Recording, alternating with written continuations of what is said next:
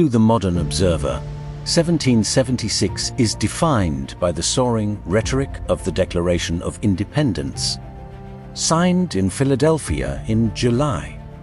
However, for the soldiers on the ground just 100 miles away, the year was defined not by liberty, but by a desperate, bloody struggle for survival.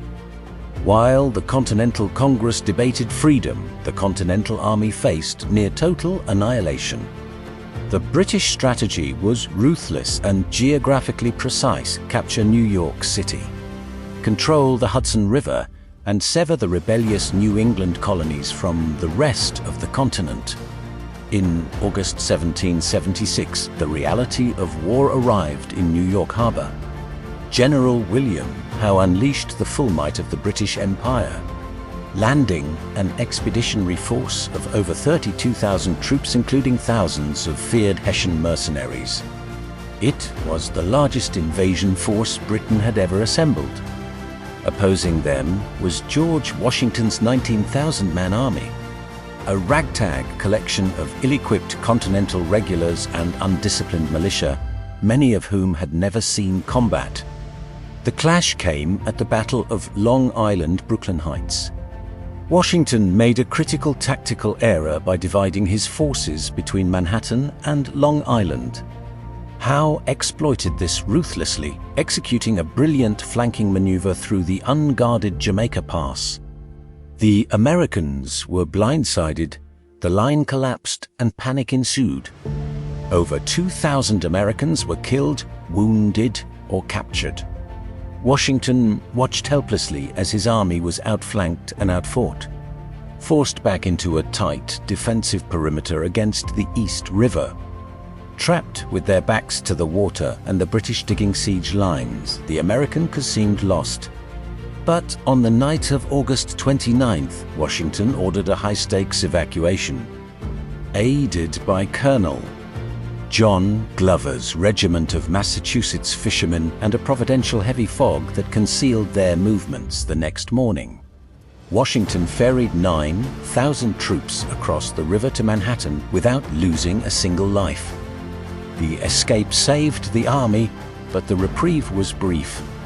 In September, the British launched an amphibious assault at Kip's Bay.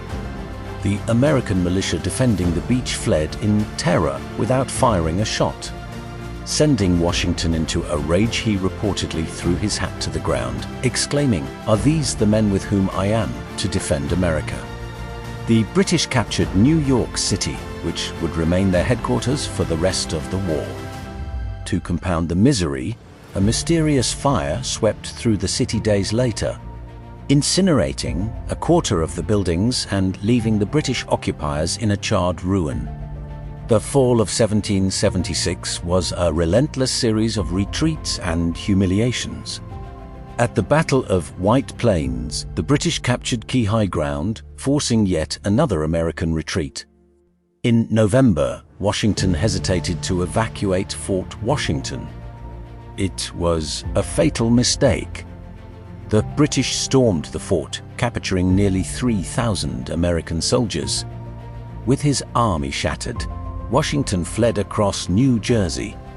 The Grand Army dissolved into a phantom force of a few thousand hungry, shoeless men. As they crossed the Delaware River into Pennsylvania, public support evaporated. Enlistments were set to expire on December 31st, which would effectively dissolve the army. Washington needed a victory not for strategy, but for psychological survival. On Christmas night, Washington gambled everything. He led 2,400 men across the ice-choked Delaware River in a blinding snowstorm. Their destination, Trenton, held by a garrison of Hessian troops. The Americans attacked at dawn on December 26th. The surprise was total. In a short, sharp battle, the Americans killed or captured over 900 Hessians with negligible losses to themselves. Not content with one victory, Washington rolled the dice again. A week later, with the main British force under Lord Cornwallis bearing down on him, Washington executed a daring night march. Leaving campfires burning to deceive the British into thinking he was digging in, he slipped around their flank